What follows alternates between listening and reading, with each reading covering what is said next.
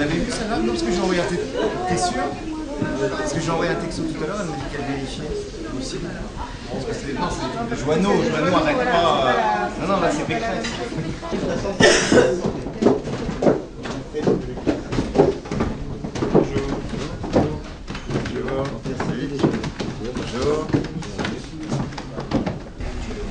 Je crois que ça doit être un des seuls qui a fait politique sur les 100 qui ont lieu aujourd'hui, qui a choisi un thème, et le thème de la santé. Donc c'est pas anodin.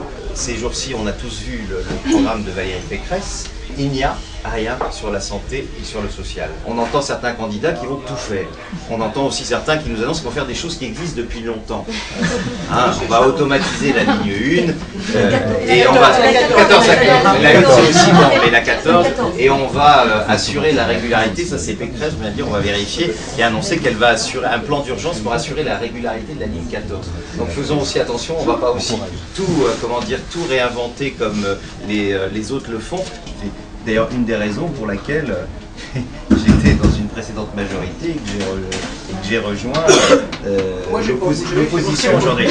Non, mais comme tu le rappelles, sur les questions notamment liées à la réduction des risques vis-à-vis des usagers de drogue, globalement la question sur le sida, il y a eu, et notamment à l'époque de Chirac, une vraie volonté, et là-dessus on pouvait travailler. Aujourd'hui, tu l'as rappelé, on est quand même dans une situation, et je crois que c'est sûr, c'est pas le sujet le plus électoraliste, c'est clair. En même temps, voilà, quand on a décidé les uns et les autres, un d'être militant politique et deux peut-être d'être élu, il faut aussi avoir du courage politique.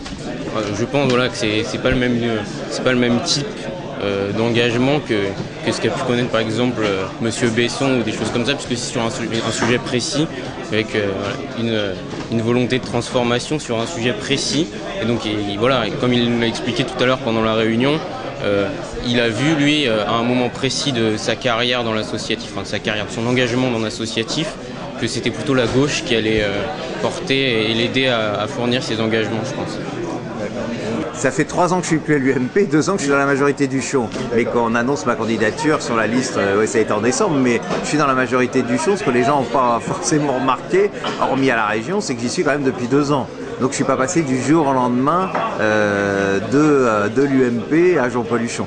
C'est pas une transition en douceur, c'est une transition de 10 ans quelque part, depuis une dizaine d'années, c'est-à-dire en gros depuis le PAX. Je me suis rendu compte que dans tous ces combats sociétaux qui me tiennent fortement à cœur, les gens que j'avais autour de moi, c'était rarement mes amis politiques de l'époque, et c'était en général Bertrand Delanoë et Jean-Paul Huchon ou Anne Hidalgo.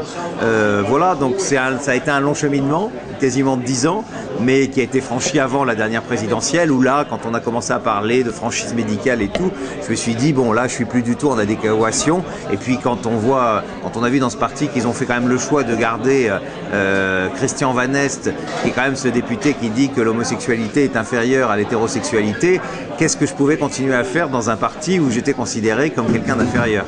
J'ai essayé de faire avancer les choses. Je crois que jusqu'en 2005, j'ai quand même peut-être fait apporter des choses. En 2005, j'ai obtenu que le sida soit grande cause nationale. J'en étais d'ailleurs le président. Et je crois que ça, c'était important. C'était Jean-Pierre Raffarin qui l'avait fait. Je crois que la loi pénalisant les propos homophobes, j'ai peut-être aussi un peu, comme d'autres, un peu contribué qu'elle soit là. Donc je dirais que quand même, ça a apporté des choses d'être à l'intérieur. Et au bout d'un moment, j'ai vu que là, après cela, les autres questions qui m'étaient chères, vraiment l'égalité homo-hétéro, la lutte contre les discriminations, et puis bien sûr le droit de mourir dans la dignité, qui est quand même un de mes combats très importants.